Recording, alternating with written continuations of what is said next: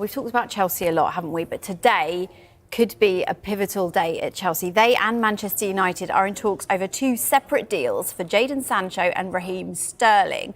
We're going to start with Sterling. Now, this is what Enzo Maresca said about him last night. He said, Raheem is a fantastic person, a fantastic guy. He trains very well. The only thing is, every manager has different ideas. I said, in terms of the kind of winger, he is not one I like, but it doesn't mean nothing if he's not a good player. I think the history and numbers speak for Raheem. My advice, he knows exactly what he has to do. He says, he doesn't need my advice. It's not just Raheem, it's all the players who in this moment are training apart. In the moment the transfer window closes, they are not going to get minutes. I've already been clear with them and honest, and this was the only reason why. Okay, so he has been pretty clear in that, Sam. Can you see why Sterling is not in his plans? I think it's difficult when you look at the age profile that Chelsea have currently in terms of like their starting lineup. I think it's around the age of 22, 23. Sterling is obviously one of the most senior players. He's on one of the biggest wages as well. But when you look at how Chelsea are trying to move going forward, it's clear that they are looking to almost get rid of those players that aren't in the structure that they've been using in the last few transfer windows. He said there, Sterling is a great player. We know what he's achieved. He's one of England's best players ever. When he finishes his time, whenever that is, he will go down as one of the best wingers we've seen in the Premier League. But at the same time, we do know that this is something that happens in football. I think Sterling will appreciate the fact that the manager's been honest with him, and he's seen the players that have come in. Pedro Neto came in straight away, had an impact. João Felix as well, and I think these are the type of players that, Enzo wants to go with moving forward. And like I said, we've seen Lukaku, he's making a move away. Chilwell, he's linked with moves as well. And these are some of the top earners at Chelsea. So I think it's going to be something that Sterling appreciates in terms of the honesty, but he knows that he only has a few days now to really make a move. A deal for Sterling would have to make financial sense for United, given the wages involved. Do you think it makes sense for them? Well, we know these are two separate deals, Sancho, Sterling, but essentially, Sancho's on the wage he's on at Manchester United and Sterling at Chelsea.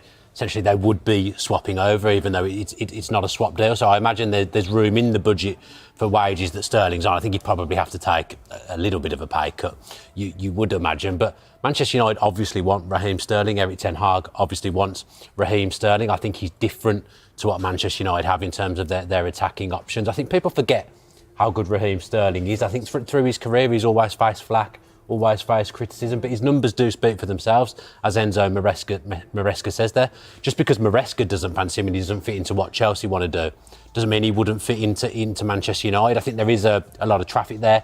Manchester United do have a lot of attacking options, but I do genuinely believe that Sterling could offer them something different, brings in that little bit of experience as well. Manchester United have lost a couple of big earners in the summer, people whose contracts have expired, so perhaps the room is there to get a player of Sterling's stature in. And I just think if Manchester United, weren't willing to take on a big wage, they wouldn't be pursuing him at the moment. Well, in terms of Jadon Sancho, Juventus still pushing to sign the Manchester United forward. They're expected to propose a loan deal. That would incorporate a loan fee plus the percentage of the wages that they would be able to pay. Meanwhile, Chelsea, they're still in talks with Manchester United over the signing of Sancho. So, Dave, again, do you think wages could be an issue here? Yes, absolutely. It was an issue for Manchester United in January before Jadon Sancho moved to Borussia Dortmund. I think United were quite aware of the financial constraints that Dortmund were under, but it was a move that Dortmund really wanted, and I think the player really wanted. And at the time, there was no real market for Jadon Sancho, so it made sense for both sides to come to an agreement on that. I think the deal that United actually struck in January for Sancho, wages-wise, was a fairly good deal for United. I think it was a large proportion of the wages, around about £3.5 million all in for that second half of the season loan. And then there were incentives on top of that, dependent on how Dortmund got on. And because they got to the Champions League final, Manchester United pretty much got all of those incentives paid to them. So I think financially, the loan worked for United last season. I think in an ideal world this summer, it would be a permanent move and they probably would have sold him 4 to 6 weeks ago. The fact that it's gone this late means that a loan deal is probably the most likely. And again, United's preference would be a loan with an obligation, but it might end up either being a loan with an option or a straight loan simply because time's running out.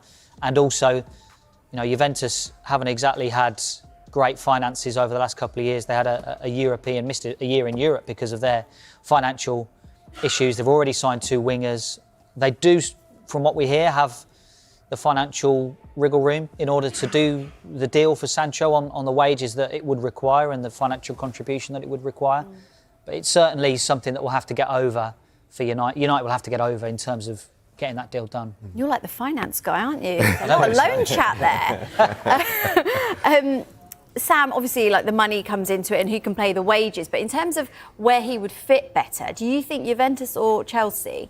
I think it's difficult to say because both teams have quite a few wide men at Juventus. Like they've said, they've got a few wide men, especially this season. Samuel Ambagula. I think I've said that wrong, but Ambagula. But yeah, he's 20 years old. He scored 1 goal, 3 assists this season. He's probably the only out-and-out left winger there. They've got a few right wingers that can play in the opposite position as well. But Chelsea, we've already spoke about, Raheem Sterling potentially making the move. Pedro Neto, Mudryk, when you look at the left wing. But at the same time, these are players that, except for maybe Pedro Neto, even with his injuries, we don't know if he's going to be playing consistently at Juventus. Samuel, he's a player that he's 20 years old, so is he going to be playing consistently week in, week out? So he's definitely going to have competition. I think where he still has potentially something to prove in the Premier League, in England as well, he's used to the football, but at the same time, we've seen what he's done on the European stage. So I think if I was advising Sancho, it would be difficult because I could see his strengths being really good for Juventus, but at the same time, I can see what he could add to Chelsea as well. So Agent Sam. I've just sat on the bench there. Yeah. I think it's really important how the club that he ends up at defines his role and sells his role, because Enzo Maresca seems to kind of want flying wingers. Sancho isn't quite that flying winger. He's able to get the ball to feet, turn in tight spaces and run, but again, electric pace isn't perhaps his game. And for Juventus, bringing in Gonzalez and Conceição in this window, Sancho would offer something slightly different to what they have there already for Thiago Motta. So I think it's about how those head coaches say, this is how I see your role, this is why you're different to what I have, and this is why I want you. And Enzo's played with him before, in the youth ranks, so that might be something that would be exciting for Sancho. I've heard he's a Chelsea fan. It might not be true, these players, it changes depending on where they go as well. But I think that would be desirable for him being in London and an exciting project moving forward. Right.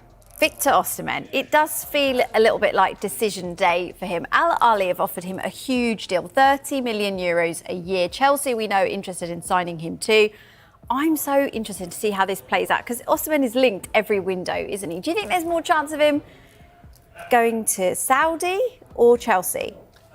I think Saudi at the moment because the finances involved are just out of this world, aren't they? And we know from Chelsea's wage structure that they won't be able to compete with that. Sam's just said Chelsea are trying to keep the wages at a certain level, and Osimhen doesn't really fit into that. I think Chelsea will end up looking elsewhere in the next day or so. Well, next day because there's not. No, also. The only reason I think Chelsea have higher chances because I feel like if he was to go Saudi, it would have happened already. I know that obviously we know about the wages that they offer and their deadline longer. The deadline is longer, but at the same time, he would want the comfortability of going into a side and acclimatising to it as quick as possible. But also, his agent and himself have talked about what they want to achieve in Europe, and I think that's something that he wants to do at his age as well. So I think it seems like they're waiting for Chelsea to kind of budge in terms of what they're trying to offer him because we know he sees himself as one of the best strikers in the world and his numbers proves that. But I'm not sure again, fence sitting. You mentioned that Chelsea looking at other targets for the striker position. Who else are they looking at? Yeah, Chelsea and actually Al Ahly as well because they're involved in the Osimhen game and also the Ivan Toney game, which Chelsea are involved in as well. He's someone, Ivan Toney that is, that Chelsea have looked at as a potential alternative target. I think the issue there again is Brentford's valuation. The Saudi side made an offer that was well short of Brentford's valuation. But if there is an opportunity for that deal to get done at a price that Chelsea is a bit more amenable to Chelsea, and I think that's something they would consider. And then another name that cropped up again yesterday was John Duran. Chelsea spoke to Aston Villa earlier in this transfer window about taking him. That move didn't end up progressing, and one source told Sky Sports News yesterday that couldn't be ruled out, another move by Chelsea for John Duran at Villa. OK. Manchester United weighs Raheem Sterling transfer on deadline day. Raheem Sterling has been excluded from Chelsea's squad and had his squad number stripped following his absence during the opening weekend. Now, Manchester United is considering a last-minute move for Sterling before the transfer window closes on Friday. United engaged in exploratory talks with Chelsea on Tuesday, discussing the potential of Sterling joining their ranks with Jadon Sancho possibly heading in the opposite direction. Sources close to the situation suggest that these discussions haven't progressed significantly, and with the clock ticking, a deal seems increasingly unlikely. At 30 years old, Sterling was removed from Chelsea's squad and stripped of his squad number after being left out of the team during their opening weekend loss to Manchester City. Sterling's representatives released a statement shortly before kickoff, seeking clarity regarding his role under new manager Enzo Maresca.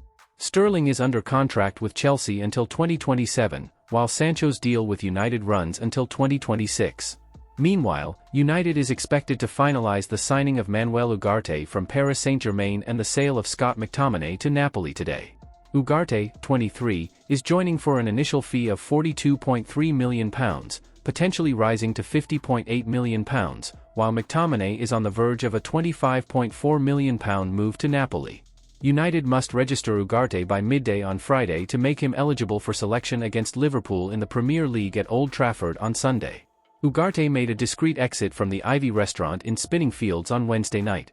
His agent, Jorge Mendes, and his team acted as decoys while Ugarte was whisked away in a dark van at the loading dock.